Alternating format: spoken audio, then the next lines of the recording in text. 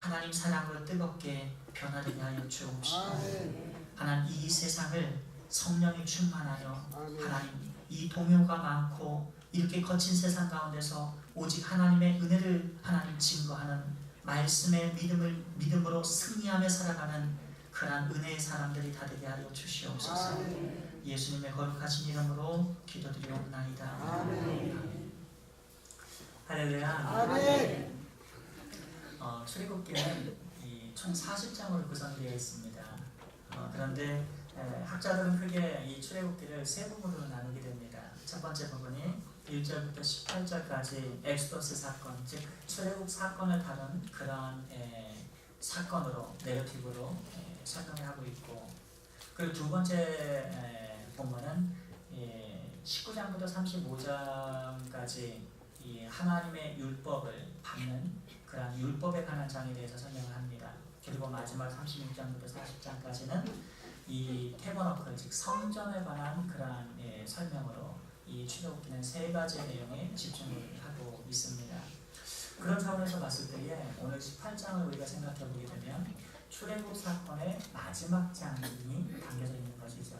이제 이스라엘 백성은 다이 하나님의 인도하심에 따라서 이제 출애굽을 했고, 그리고 많은 기적과 표적을 체험을 하게 되면서 하나님께서 그들의 하나님이시고, 그리고 언약대로 그들을 구원해내신 그 하나님임을 이제 출애굽에 완결되는 그러한 마지막 종착지로서의 18장을 우리가 찾아볼 수가 있는 것입니다.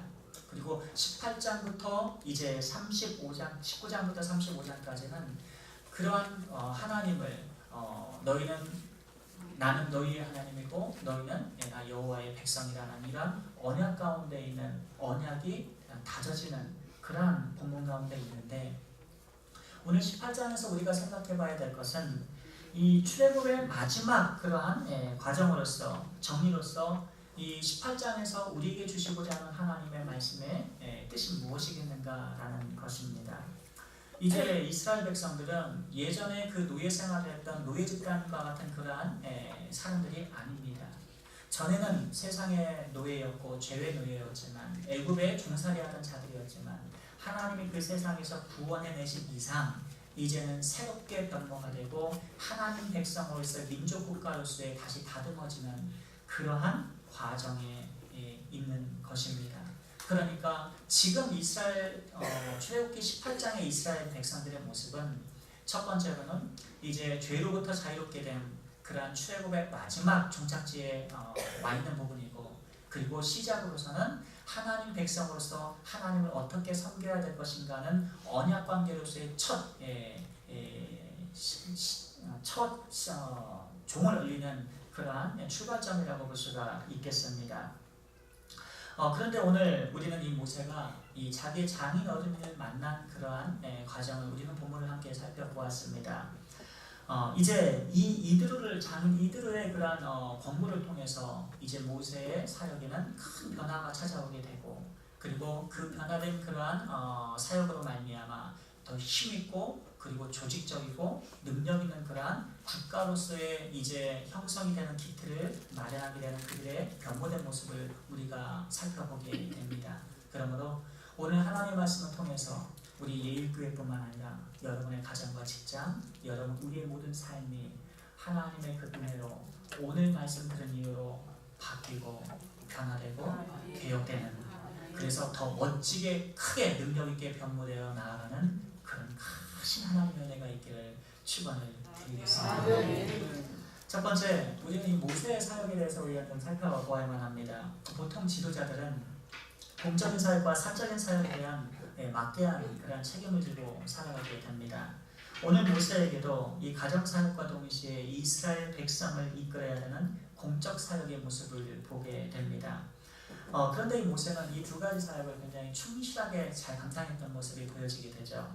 출애굽기서 18장 2절부터 3절 말씀해 보니까 모세의 장인 이드로가 모세가 돌려보냈던 그의 아내 십보라와 그의 두 아들을 데리고 왔으니 그랬습니다. 그러니까 모세는 한때 자기의 아내의 두 아들이었던 이 게르솜과 그리고 둘째 아들 엘리에셀을 같이 데리고 온 이 장인 어른을 만나게 된 것입니다. 그런데 민수기 10장 29절 말씀에 보게 되면 장인 어른의 이름이 좀 다르게 표현이 됩니다. 모세가 모세의 장인 미디안 사람 르우엘의 아들 호바에게 이르되 이렇게 기록이 되어 있는데, 오늘 이 출애굽기 오늘 18장에서는 이 모세의 장인 이름을 이드로라고 말을 했고, 그 다음에 민수기 10장 29절에서는 르우엘이라 이렇게 표현이 되어 있는데, 왜 한 사람이 두 가지 이름을 가졌느냐 하면 바로 이 이드로라는 이름은 이 미디안 족속입니다. 장인 어른이. 그래서 미디안씨 이름, 제사장의 이름은 이드로라고 불러 호칭했던 것이고, 그리고 르우엘은 하나님의 친구라는 뜻을 지닌 히브리 용어입니다. 그러니까 한국은 히브리 이름, 한쪽에는 미디안 이름을 같이 이제 그 당시의 이름을 가지고 있었던 것을 볼 수가 있습니다. 그런데 이 미디안 족속을 우리가 성경에서 찾아보게 되면 기원이 창세기 25장 1절부터 2절에 나타나게 됩니다. 아브라함에게 후처가 있었는데 그 후처 이름이 구드라입니다. 그러니까 아브라함에게는 이 아내가 하갈이 있었고, 그 다음에 사라가 있었고 본처죠. 그 다음에 구드라 후처가 3명이 있었는데, 그 구드라 후처에서 난 그러한 족속이 바로 미디안 족속이다, 이렇게 생각해 보실 수가 있겠습니다. 그러므로 오늘 모세의 혈통은 아버지 쪽으로 해서 이 아브라함의 혈통을 그대로 물려받았고, 동시에 어머니 쪽으로 해서는 미디안 사람의 피를 동시에 물려받은 역시 아브라함의 후손으로서 피를 다 가지고 있는 것을 볼 수가 있습니다. 특별히 모세가 이 미디안 족속과 관계를 맺게 된 것은 그가 애굽에서 사람을 죽이고 10장을 죽이고 이제 쫓겨나서 미디안 광야로 왔을 때에 그가 도망자 신세가 되어서 우물가에서 물을 한 컵 먹으려고 했는데, 그때 마침 미디안 제사장의 딸들이 물을 깃다가 이제 좀 건달들, 다른 남자 목자들의 방해로 인해서 고통을 당할 때 그녀들을 구출을 해주게 됩니다. 이렇게 해서 하나님의 그러한 섭리 가운데서 만나는 축복을 받게 되고, 그 당시 이 미디안 제사장이었던 이들의 딸이었던 십보라와 결혼을 해서 첫째 아들 게르솜, 나그네라는 이름을 가지고 있어요. 이것을 보면 이 모세가 그 당시의 마음 상태가 어땠는지를 좀 잘 알 수가 있습니다.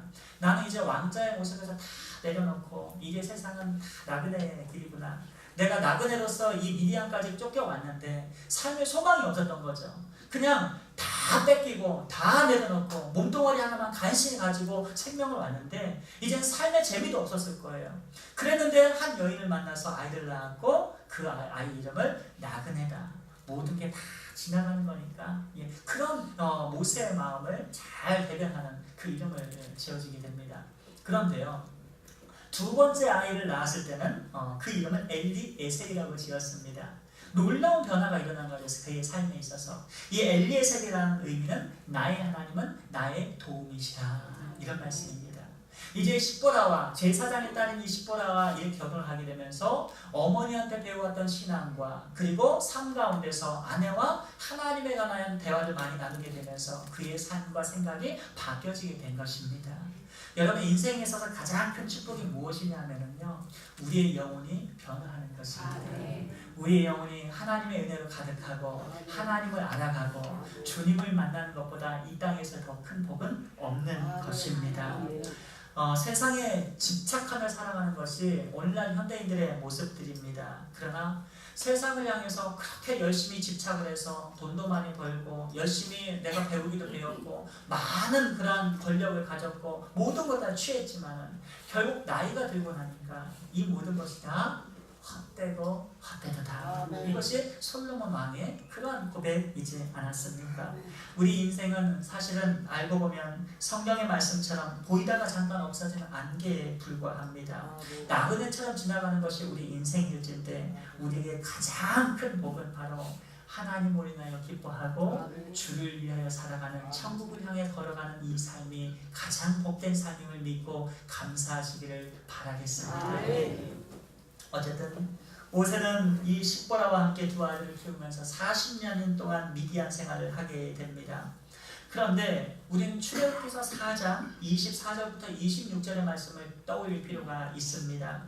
그 출애굽기서 24장은 어떤 내용이 4장 24절은 어떤 내용이 나오냐 하면 하나님께서 이제 이 모세가 하나님의 말씀에 순종해서 애굽을 출애굽을 위해서 하나님의 백성을 이끌어내기 위해서 순종하려고 애굽을 향해서 가는데요. 이 하나님께서 갑자기 모세를 죽이시려고 합니다. 그러니까 모세가 죽을 뻔한 거죠. 그 상황이에요. 아니 하나님께서 모세 보고 출애굽하라고 명령하신 다음에 모세를 죽이려고 하시는 거예요. 애굽으로 가는데 왜 그랬느냐? 모세가 하나님 말씀에 불순종했습니다. 무엇을 불순종했냐면 자신의 두 아들을 무엇을 했어야 됐습니까? 할 일을 했어야 됐어요. 이건 하나님의 명령이었습니다. 그런데도 불구하고 이 모세는 하나님 말씀에 불순종을 했습니다. 그러니까 이 십보라가 얼른 칼을 빼어들고 그 두 어린아이들의 그 양피를 잘라버려가지고 할 일을 행합니다. 그때서야 하나님께서 모세를 살려주시죠. 어쩌면 이 모세는 십보라에게 우리가 할 일을 행해야 된다라고 몇 번 말했을지는 모릅니다. 그런데 여러분이 가정생활에서 남편과 아내가 왜 신앙적으로 하나가 되어야 되냐면 두 사람 가운데 한 사람만 불신앙적인 태도를 가지고 있어도 하나가 되어서 하나님 뜻에 순종하기가 쉽지가 않습니다. 오늘 모세처럼 신앙이 좋고 모세처럼 직접 하나님의 말씀을 듣고 모세처럼 직접 하나님 뜻에 순종하려고 했던 사람도 자신의 십보라가 여러분 누가 불신앙이었는지는 전 잘 모르겠어요. 하지만 성경의 기록상 내용상으로 봤을 때는 모세에게도 그런 모습이 보이고 십보라에게도 그런 모습이 보였어 우리는 추측해 볼 수가 있습니다. 어찌됐든 무슨 하나님의 일을 하면서 이렇게까지 순종을 해야 되느냐? 아마 그런 생각을 했을지는 모르겠습니다. 이 아이들에게 무슨 죄가 있다고 할 일을 행하고 이 아이들이 무슨 큰 죄를 졌다고 벌써 피를 봐야 되겠느냐? 고통스럽게 그런 생각을 했을지는 모르겠습니다. 어쨌든 그들은 하나님이 하라고 하신 그러한 할 일을 불순종을 했습니다. 따르지 않았습니다. 그러나 하나님께서 그 남편을 죽이시고자 했던 그 순간에 이 십보라가 정신이 번쩍 뜨이게 되죠. 그리고 하나님 말씀에 순종함으로 말미암아 모세가 살아나게 되었습니다. 어쩌면 그녀는 이 사건을 통해서 큰 깨달음을 얻었을 가능성이 큽니다. 왜냐? 내가 생각할 때는 이 할례하는 것이 아무것도 아니라고 생각을 했는데 이 할례를 조금 어린아이들 피보는 것이 뭐가 그렇게 중요한가 별로 대수롭지 않게 생각을 했는데 하나님께서 내 남편을 죽이실 정도까지 이 할례를 크게 생각하셨던 것을 보게 되면 내가 잘못 생각했나 보다. 내가 너무나도 불신앙적인 그런 마음을 가졌나 보다. 아마 십보라는 그런 생각을 했을 것입니다.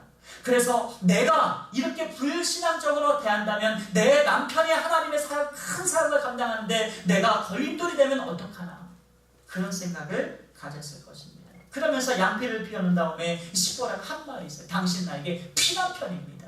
이렇게 이야기를 합니다.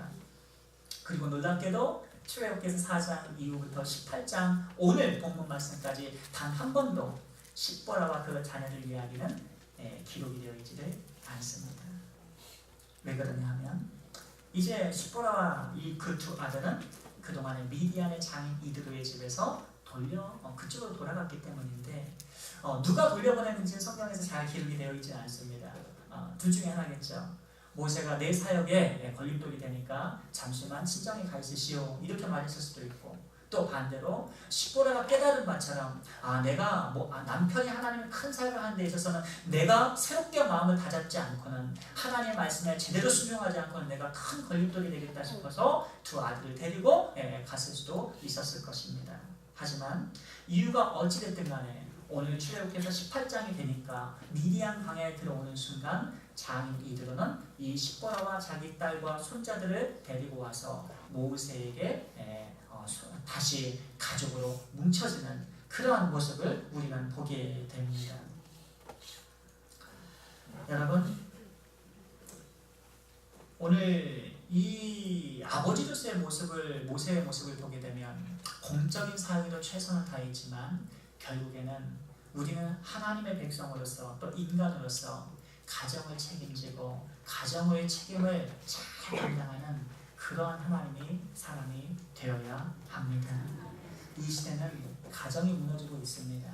가정이 무너진다는 것은 가장으로서의 마음이 무너진다는 것이고 어머니로서의 마음이 무너지고 있다는 것을 반증하는 것입니다.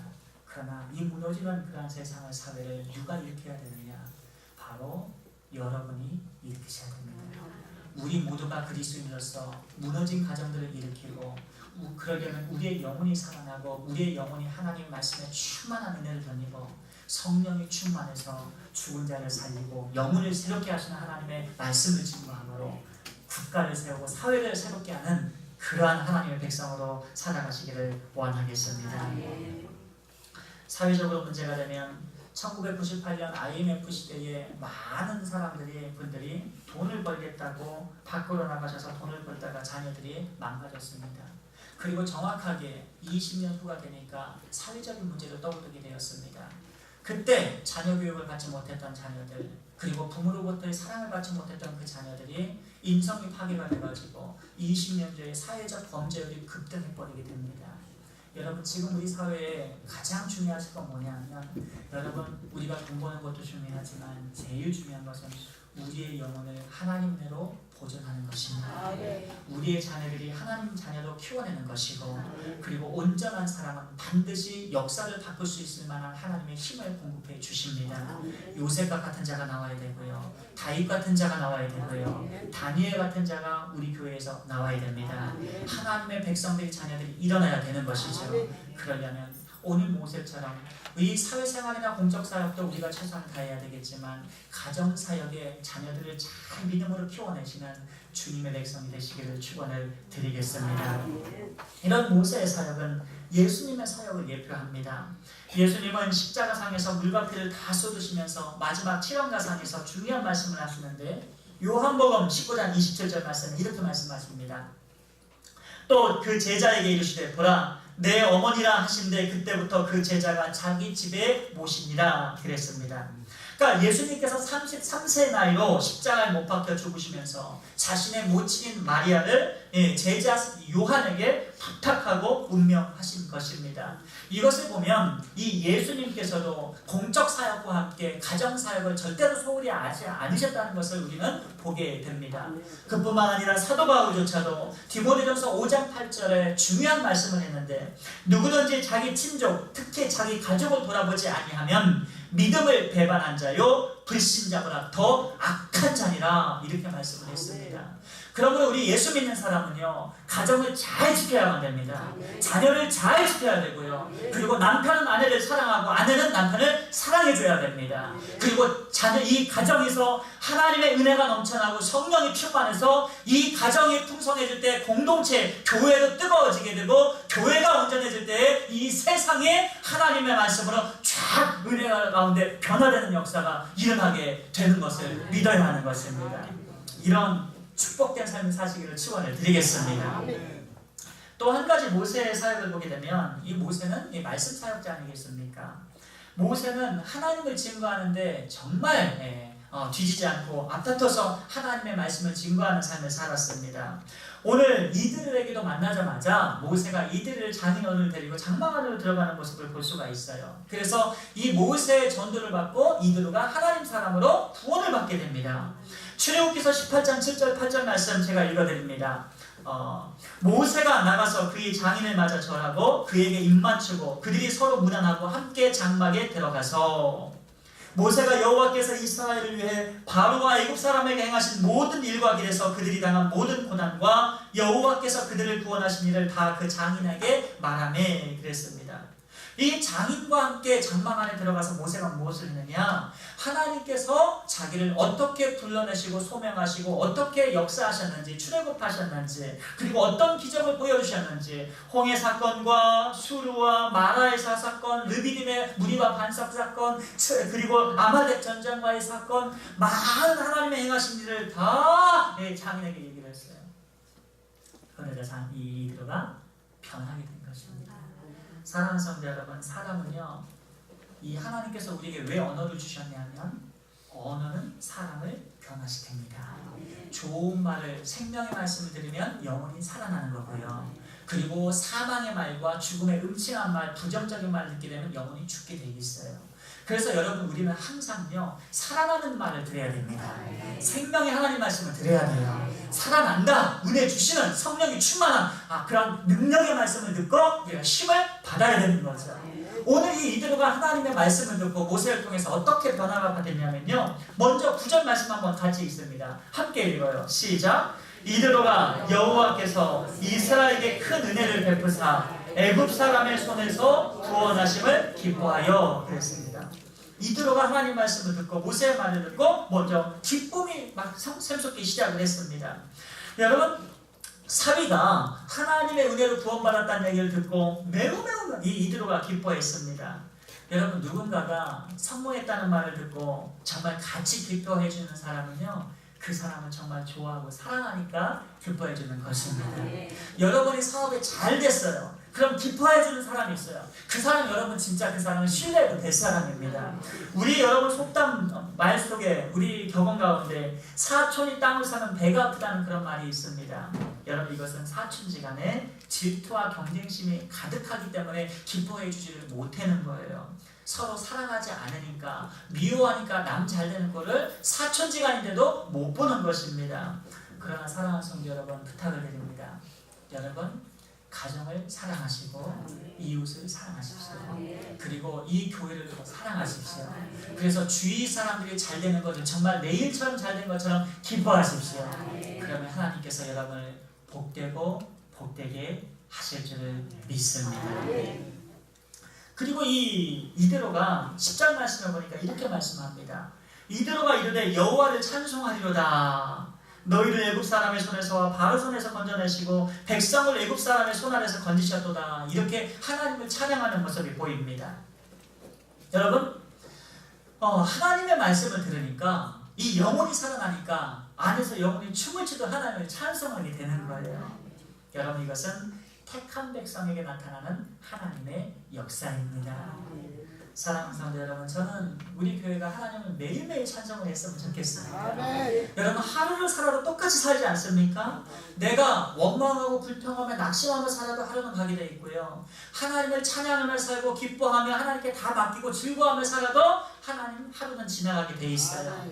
내가 불평한다고 안 되는 일이 잘 되는 거 아니고요, 내가 여러분 힘들어야 될 때 기뻐한다고 여러분 잘 될 일이 안 되는 거 아니에요. 모든 건 하나님께 맡기고 다 맡기고 하나님을 찬양하십시오. 기뻐하십시오. 하루하루 순간순간 하나님을 기뻐하며 찬송하며 살게 되면 우리의 영혼이 기뻐하며 살아가게 될 줄을 믿습니다. 11절 말씀해 보니까 이렇게 영혼이 기쁘다 보니까, 하나님을 찬양하다 보니까 신앙 고백이 confession 튀어나오게 돼요. 이제 내가 알았도다. 여호와는 모든 신보다 크시고 이스라엘에게 교만하게 행하는 그들을 이기셨도다. 이렇게 신앙 고백을 하게 되는 것입니다. 하나님을 찬송하고 하나님을 기뻐하니까 하나님의 승리가 나의 승리로, 우리의 승리로 바뀌게 되는 것이죠. 할렐루야. 여러분, 하나님은 왕중 왕이십니다. 신중 신이십니다. 하나님이 승리하셨으면 그 승리가 우리의 승리고 나의 승리인 것입니다. 할렐루야. 이들은요, 이제 왜 자네가 이렇게 그 힘은 큰 사명을 하게 감당하게 되는지 이제 깨달았다. 그 일을 하신 이가 바로 하나님이시구나. 이러면서 모든 것이 다 이해가 되면서 하나님을 찬양하게 되고 하나님께 신앙 고백을 하게 돼버렸어요.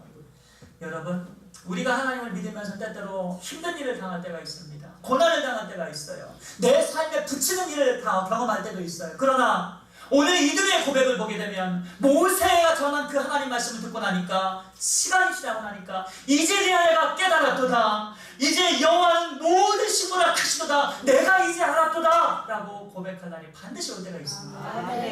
그것을 믿으셔서 지금 이 순간 하나님을 찬양하시고 예배하시고 기뻐하시고 힘을 내시길 바랍니다. 그리고 이들은 이 신앙과 고백과 함께 하나님을 예배하는 예배자로 바뀌어버립니다. 오늘 12절 말씀 같이 한번 읽겠습니다. 크게 시작. 모세의 장인 이드로가 번제물과 희생제물들을 하나님께 가져오매 아론과 이스라엘 모든 장로가 와서 모세의 장인과 함께 하나님 앞에서 떡을 먹으니라. 모든 제물을 하나님께 가지고 왔다고 그랬어요. 번제물도 드리고 희생제물도 드리고 떡을 소제물로 드리고 화목제물로 또 하나님께 제사를 드립니다. 그리고 12절 말씀에 보니까 하나님께 드리는 것과 사람이 나눠 먹었다고 음식을 구별했다고 하는 것 보니까 오늘 이 하나님께서는요 이들의 얘기를 다 연락하셨다는 것을 우리는 볼 수가 있습니다. 모세가 전한 하나님의 말씀이 복음의 말씀이 이 말씀에 이들의 영혼을 살리고 이들과 하나님을 만나게 되고 이들과 하나님을 만나게 되니까 또 이들을 통해서 하나님이 준비하신 큰 일을 감당하게 된 것입니다. 여러분 우리가 왜 하나님 말씀을 증거해야 됩니까? 그것은 창세기 12장 1절부터 3절에 주신 하나님 아브라함에게 주셨다는 약속 때문에 그렇습니다. 언약이라고 하죠. covenant. 이 언약은 사람이 흔들 수 있는 영역이 아닙니다. 사람이 이것을 깬다고 깨지는 영역이 아닙니다. 하나님의 언약은요 인간이 잘못해도 그대로 끌고 가시는 하나님의 말씀이에요. 그래서 이스라엘 백성의 역사를 보게 되면요 얼마나 많이 배반을 했습니까? 하나님의 말씀에 얼마나 많이 불순종했고 얼마나 많이 타락을 했습니까? 그럼에도 불구하고 하나님께서 다윗의 2세의 아들 다윗을 통해 주신 그 유다 계통을 통해 주신 메시아를 주겠다는 그 말씀을 하나님 어기지를 않으셔요. 이게 언약입니다.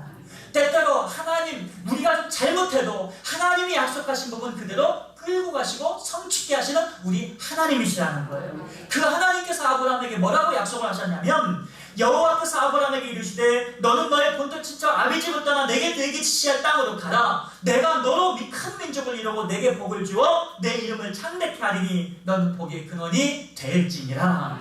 너를 축복하는 자에게는 내가 복을 내리고 너를 저주하는 자에게는 내가 저주하리니 땅의 모든 족속이 너로 인하여 복을 얻을 것이니라 하신지라. 아멘. 그러니까 우리가 예수님을 잘 믿으면요 우리는 복을 받을 수밖에 없어요. 구원의 복을 받게 됩니다. 우리가 예수 잘 믿으면요 하나님께서 반드시 우리 인생을 책임져 주세요. 즉 하나님의 말씀을 듣고 믿기만 하면 그 다음부터는 하나님께서 다 준비해 놓으신 거예요. 인간의 영역 범주를 벗어난 것까지도 하나님께서 책임져 주시는 것입니다. 이것이 하나님의 언약의 말씀이에요. 그러므로 여러분 교회를 사랑하시길 바랍니다. 예수님을 사랑하시길 바랍니다. 주의 종을 사랑하시길 바라고요. 예일교회 성도 한 분 한 분을 사랑하시길 바랍니다. 반드시 복을 더하실 것입니다. 내가 너를 축복하는 자에게는 내가 복을 내릴 거라고 말씀하셨어요. 반드시 복을 받게 됩니다. 교회를 사랑하십시오. 예수 그리스도를 사랑하십시오. 반드시 하나님의 사람들을 사랑하시면 복을 받게 되는 것입니다. 이것은 내 영역이 아니라 하나님의 언약의 말씀인 것입니다. 할렐루야. 2018년 가을이 벌써 됐습니다. 벌써 날씨가 추워요. 이제 조금 있으면 2018년도 지나가게 됩니다. 우리의 인생이 계속해서 흘러가고 있습니다. 어디를 향하여? 세상 사람들은 죽음이라고 말하겠지만 우리는 천국을 향하여 그리스도를 향하여 계속 그리스도를 만날 시간이 가까워지고 있습니다. 우리의 모습은 후패할지라도 우리가 연로해져서 주름살은 드러나고 건강이 안 좋아질지라도 우리의 영혼이 뜨거워질 수 있는 그 이유, 유일한 이유가 주님 만날 날이 가까워지고 있기 때문에 우리는 감사하며 살아갑니다. 그러므로 오늘 모세처럼 주의 말씀을 전하여 이들과 같은 자들을 계속해서 세워내는 그런 예일교회로 쓰임받으시기를 원합니다. 오늘 마지막으로 우리 모세 이 변화된 이 사역을 우리가 좀 조직적인 사역을 우리가 좀 눈여겨봐야만 합니다. 오늘 장인어른 이드로의 말을 듣고 모세는 모든 사역을 재정비를 하게 됩니다. 시스템을 갖추게 되죠. 그래서 삶이 조직적으로 변하게 되면요 엄청난 힘과 능력을 얻게 됩니다. 이 세상에서 무질서한 사람이 성공하는 법은 절대로 없습니다. 하지만 사람이 체계적이고 조직적이고 성실하게 살면 매우 효율적이고 능력 있는 인생을 살아가게 됩니다. 저는 유학 시절 매일 10시간 이상을 공부해야 되겠다는 목표를 딱 정해놓고 그리고 석사는 2년, 박사는 3년 분명한 목적을 정하고 매일매일 그것을 지켜야 되겠다고 하면서 하루에 10시간 이상씩을 공부하는 습관을 들였습니다. 아무리 힘들어도 책상에 앉아있고 책을 읽는 겁니다. 그렇게 근데 이제 이렇게 제 자신을 쳐서 공부를 하는 게 사실 쉽지는 않아요. 왜냐하면 사람이 마음이 힘들어질 때가 있어요. 공부가 안 될 때가 있고요. 책을 정말 집어던지고 싶을 정도로 책 읽기 싫을 때가 있어요. 우리의 감정이. 그럼 항상 되네요. 이건 감정일 뿐이다. 이건 감정일 뿐이다. 그냥 몸을 움직이는 거죠. 마음이 사람이 힘들어지면 하고 싶고 다 포기하고 싶고 TV에 앉아서 드라마나 영화 극장에 가고 싶고 아니면 그냥 친한 사람들 만나서 수다 떨면서 그냥 신세풀이 하고 싶고 마음 그냥 있는 거 다 털어놓고 싶고 이런 유혹을 받을 때가 너무너무 많아요. 하지만 분명한 목적과 분명한 목적의식을 가지고 내 자신을 쳐서라도 그런 마음을 이겨내면서 끝까지 체계적으로 있다 보면 때가 되면 그 과정을 통과하게 될 때가 있습니다. 우리가 우리의 감정이 무너지는 인생을 살고 우리의 감정이 우리를 때로는 좀 속일지라도 너무 힘들고 그냥 펑펑 울고 싶고 다 포기하고 싶을 때도 그러나 그래도 시간 지나가면 바뀌리라. 그러한 생각을 가지고 요셉처럼 다윗처럼 이겨내시기를 바라겠습니다. 인생이 무질서하고 절제하는 삶을 살지 못하면 결코 성공할 수가 없습니다. 오늘 13절 말씀해 보니까 이튿날 모세가 백성을 재판하느라고 앉아있고 백성은 아침부터 저녁까지 이 모세 곁에 서 있는지라 그랬습니다. 아마 이런 모습을 보면서 이들은 생각을 했을 거예요. 이러다가 결국 모세가 탈진하고 백성들도 다 탈진해가지고 정말 이 공동체가 허물어질 수도 있겠구나 이런 위기의식을 이들가 느꼈던 것 같습니다. 그래서 이 모세를 불러내죠. 자네는 하루 종일 앉아만 있고 백성들은 하루 종일 서 있는데 지금 도대체 뭐 하는 건가 자네? 이렇게 물어봤을 것입니다. 모세는 자기들은 지금 재판을 지금 하고 있는 중입니다. 이렇게 대답을 했겠죠. 하지만 그 모습을 보면서 자네도 지치고 지금 온종일 서 있는 이 이스라엘 백성들도 여전히 지쳐 있지 않겠는가 하면서 이 모세의 꾸중을 하게 됩니다. 17절에 뭐라고 말합니까? 모세의 장인이 그에게 이르되 네가 하는 것이 옳지 못하도다. 잘못됐다는 거예요. 아마 이 이야기를 듣고 모세는 굉장히 기분이 나빴을 것입니다. 그래도 나는 최선을 다했는데 나는 정말 힘들게 이렇게 했는데 내가 이런 이야기를 들어야 되는가 그런 생각을 했을지도 몰라요. 하지만 지혜롭게도 오늘 모세는 사역 방법을 바꾸기로 결단을 하게 됩니다. 만약 모세가 혼자서 이 일을 계속 재판을 했더라면 본인 스스로 번아웃돼서 탈진했을 것은 분명하고 이스라엘 공동체도 다 허물어진 삶을 살았을 것입니다. 그렇다면 이들가 어떻게 이 사역의 정리를 위해서 공부를 했는가 한 세 가지를 우리가 살펴볼 필요가 있는데요. 20절 말씀 우리 한번 같이 읽겠습니다. 시작. 그들에게 율례와 법도를 가르쳐서 마땅히 갈 길과 할 일을 그들에게 보이고. 먼저 이스라엘 백성에게 하나님의 말씀과 뜻을 가르치라고 이렇게 권고를 했습니다. 여러분 사람은 항상 보는 거, 생각하는 거, 관심 있는 거에서만 범주에서 여러분 두뇌를 움직입니다. 그러니까 항상 생각하는 것이요. 여러분 부정적인 사람은 그 부정적인 늪에서 헤어나올 수가 없는 거예요. 왜? 생각의 반경이 항상 그 영역이기 때문에 그래요. 그리고 오직 돈 버는 데만 여러분 생각을 하는 사람은요. 사업하는 사람들 특히 계속해서 생각이 거기에서만 멈도는 거예요. 교회 와서도 사업 생각, 길 가면서도 사업 생각. 이게 여러분 인간의 한계인 겁니다. 그러나 여러분 오늘 가장 인생에서 필요한 그런 생각의 본질은 뭐냐면요. 우리가 하나님의 말씀을 듣는 겁니다. 아멘. 말씀을 들어야 거기서 창조성이 나와요. 아멘. 하나님 말씀으로 천지를 창조하지 않으셨습니까? 하나님의 말씀을 들으면 우리의 영 안에 창조성이 생기게 돼요. 아멘. 기도하는 자마다 영감을 주세요. 아멘. 말씀 듣고 기도하는 자를 그래서 따라갈 수가 없는 거예요. 아멘. 하나님 말씀 듣고 기도하는 자를 하나님이 꼭 붙드시는 사람을 따라갈 수가 없어요. 사람들이. 여러분 오늘 이 자리에 앉아 계신 분들 우리의 모든 예일교회 성도가 말씀으로 들어가십시오. 아멘. 하나님 말씀 듣고 기도하면서 영감 받으면서 삶을 살아가십시오. 아멘. 그것이 가장 지혜로운 삶이고 그것이 절대로 지치지 않는 하는 삶인 것을 우리가 믿어야 될 줄을 믿습니다. 아멘. 교회에서도 마찬가지예요. 우리가 하나님의 뜻을 깨닫지 못하게 되면요, 계속해서 공동체에 끊임없는 분열이 일어나게 되고 끊임없이 분쟁이 일어나게 됩니다. 네가 잘했니, 내가 잘했니, 네 말이 맞니, 내 말이 맞니, 항상 그런 범죄에서 헤어나올 수가 없어요. 다 인간적인 생각인데 제가 봤을 때는요, 그게 중요한 게 아니에요. 우리는요, 가장 중요한 것이 하나님의 음성을 들어야 됩니다. 아멘. 말씀을 들어야만 합니다. 아멘. 구원의 지혜가 담기고 구원의 도가 담기는 하나님의 말씀을 듣고 주의 영이 성령이 함께 하실 때에 창조적인 놀라운 일들이 우리에게 하나님 기다려주고 있어요. 아멘. 그래야 인생이 질서 있게 되고 저지게 되는 겁니다. 그런 은혜가 있기를 축원합니다. 아멘. 아무리 내 생각 많이 해봤자 하나님이 주신 그 영감, 하나님의 말씀으로 인한 창조적인 그 생각과 마음이 우리의 인생을 바꿔버리는 거예요. 아멘. 21절 말씀 같이 한번 읽습니다. 시작.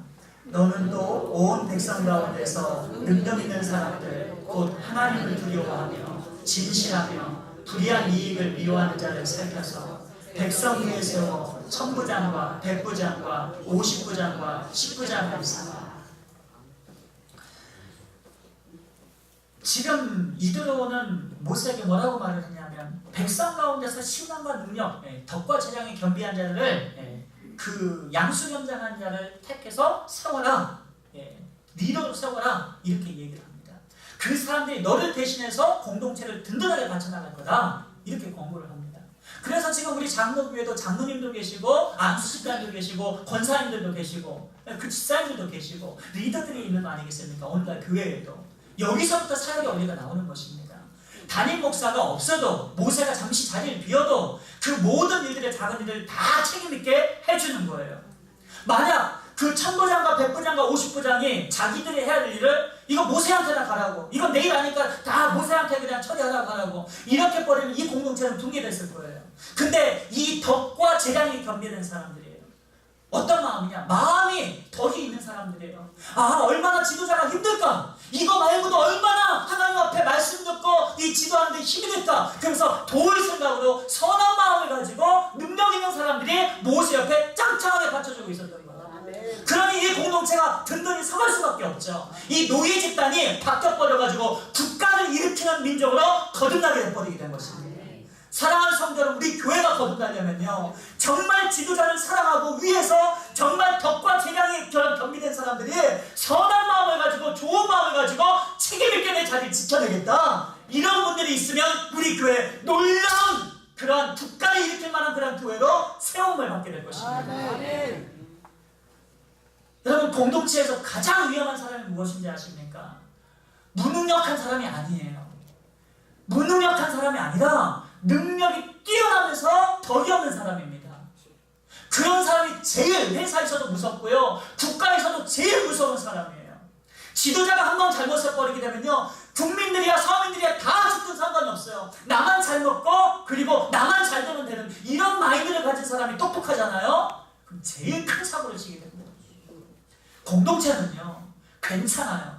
좀 몰라도 괜찮아요. 왜? 이 능력이라는 것은 배워가면 되는 거예요.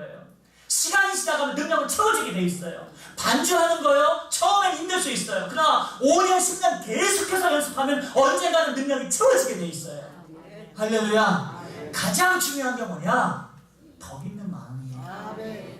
하나님의 사랑으로 부름받았고 주님을 사랑하고 교회를 사랑하고 지도자를 사랑하고 교회를 정말 성도들을 사랑하는 그 선한 마음이, 그런 사람이 지도자가 되어야 되는 거죠. 그런 분들이 우리 교회에 여러분 천부장, 백부장처럼 50부장처럼 쫙 채워지게 됐을 때 놀라운 일들이 일어나게 될 것을 꿈꾸시기를 바라겠습니다. 마지막으로 22절에 그들이 때를 따라 백성을 재판하게 하라. 큰 일은 모두 내게 가져갈 것이요 작은 일은 모두 그들이 스스로 재판할 것이니 그랬습니다. 이제 작은 일들은 다 그들이 알아서 맡기라. 그리고 일에 중대한 일, 굉장히 중대한 일은 소위 당회가 생겨지겠죠. 큰 리더들이 모여서 앞으로 이 교회를 어떻게 이끌어갈 것인가라는 이 부분에 대해서 권한 유임을 하는 것을 볼 수가 있습니다. 결국 모세는 오늘 장인 이대로 이들에게 복음을 전했고, 그리고 이 변화된 이들가 또 모세에게 또 충고함으로 이러한 이 조직적인 사역체계로 개편을 해서 새롭게 이스라엘 노예 집단, 이 이스라엘 공동체가 이제는 더 이상 노예 집단이 아니라 국가를 일으키는 하나님의 사람 백성의 공동체로 변화되는 모습을 보게 되었습니다. 사랑하는 성도 여러분, 오늘 출애굽기서 18장이 우리 2018년 10월 달에 평생 동안 잊지 못하는 내 인생의 변화와 우리 가정과 교회와 사람 모든 것이 거듭나는 변화되는 그런 시발점이 되기를 축원을 드립니다. 이제 2018년 남은 하반기에 오늘 모세처럼 우리 하나님께 기도하면서 가정에 충실하고 하나님 말씀을 잘 증거하고 지혜롭게 사역 전개를 하여 그리스도 안에서 늘 승리와 복된 그런 하나님의 은혜를 받으시는 주의 백성 되시기를 축원을 드리겠습니다. 기도하십니다. 하나님 감사드립니다. 오늘 주님 귀한 말씀을 통해서 하나님 우리가 얼마나 주님을 사랑하고 또 예일교회를 사랑하고 또 얼마나 주님께서 맡기신 사명을 위해서 달려나가야 될지 다시 한번 깨닫게 하심을 감사를 드립니다. 오늘 주신 말씀을 따라 믿음으로 듣고 순종하여서 하나님의 영광을 보며 하나님의 복을 마음껏 받아 누리며 전하는 예일교회 모든 주의 백성 다 되게 하여 주옵소서. 감사드리며 예수님의 거룩하신 이름으로 기도하옵나이다. 아멘. 찬송가 354장